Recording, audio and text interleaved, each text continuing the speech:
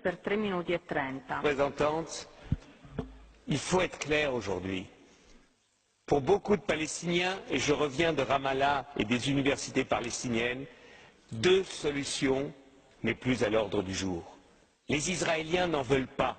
Ne nous mentons pas. Israël rend de plus impossible la solution de deux États. Nous défendons avec raison deux États. Mais il faut mesurer la frustration palestinienne.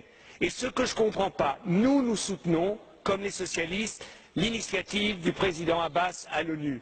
Et je trouve la phrase qu'il a trouvée en disant « En Moyen-Orient, il n'y a pas un État de trop, mais il manque un État », donc il dit « l'État d'Israël est légitime, mais il manque l'État palestinien », c'est la phrase que nous pouvons tous signer.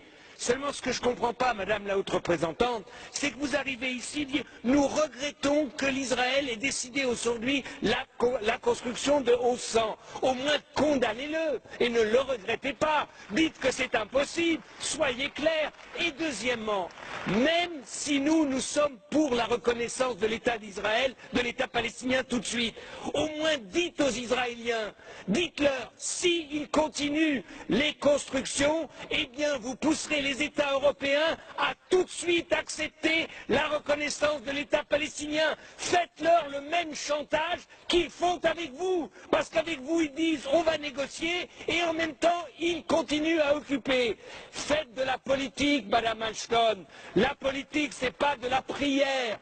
Aujourd'hui, il y a en Israël des centaines de milliers de personnes qui s'opposent à la politique de Netanyahou. Il faut que l'Union européenne, il faut que nous, ici, nous soyons sincères et Monsieur Tzanok, ne soyons pas cyniques. L'État d'Israël a été reconnu unilatéralement par l'ONU en 1947 et c'était juste. C'était juste. Il n'y a pas eu de négociation avec les pays arabes. Et c'était juste. Et quand, Monsieur Tannock, vous nous dites qu'Israël soutient les Palestiniens avec de l'eau, Israël vole l'eau des Palestiniens et leur revend.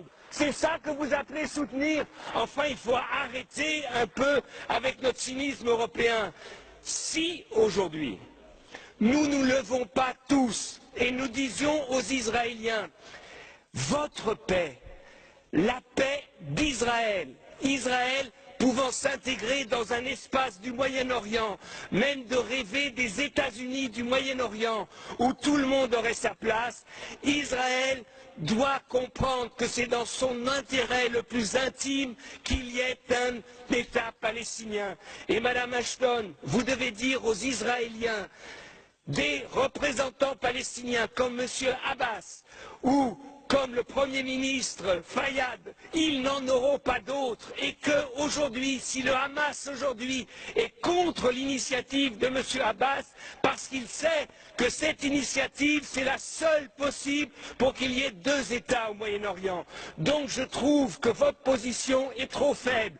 Vous n'avez à aucun moment dit ici comment vous pouvez obliger les Israéliens à négocier. C'est un mensonge incroyable. Ils disent on va négocier sans conditions parce que sur le terrain, on est en train de changer les conditions. On est en train de continuer l'occupation.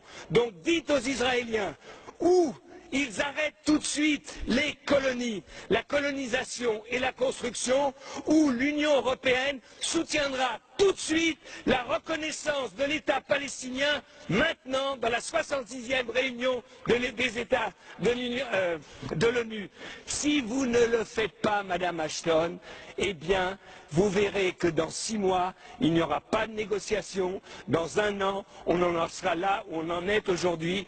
Vous reviendrez ici, vous dites il faut que les Israéliens et les Palestiniens comprennent que ce n'est que par les négociations qu'ils arriveront à la paix. Ils arriveront à la paix, Madame Ashton, si nous disons aux Israéliens, des fois, et pour défendre l'État d'Israël, too much is too much, enough is enough. Si on leur parle comme ça, vous verrez que les choses changeront. Merci.